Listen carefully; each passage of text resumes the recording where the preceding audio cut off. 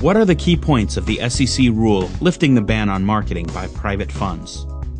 The rule eliminates the restriction on general solicitation, but requires issuers to have a reasonable basis to believe that the investors are accredited and engage in a reasonable inquiry. And so most of the rule goes to what is that reasonable inquiry. There are two ways to effect a reasonable inquiry. One is a principles-based inquiry, which in effect looks at the nature of the offering and the information that the issuer has. The other thing that the SEC said, again, more of a facts and circumstances, is you have to have a risk-based analysis. So for instance, if the offering is being done on a website and it's a broad offering, then that would dictate additional steps to actually verify accredited investors. Whereas if you're doing a more limited offering with a very high initial investment, that would probably dictate less of an investigation to confirm accredited investor status. There are safe harbors, but they are potentially onerous and raise a lot of, as you can imagine, confidentiality concerns on the part of an investor giving over a lot of documents, whereas before, all they had to do was check a box and confirm they were accredited.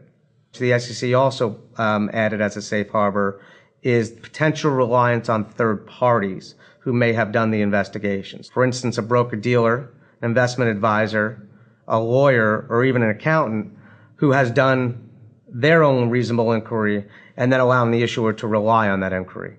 I would guess that there will be third-party services that pop up, which on a confidential basis will have gone through this requirement and done the investigation, and then the issuer will be able to engage that service to actually rely on their investigation.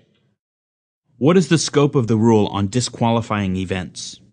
What this rule seeks to do is to prohibit issuers from engaging in 506 offering to the extent that their covered persons actually have a disqualifying event. Covered persons generally include directors, executive officers, and officers of the issuer who participate in the offering.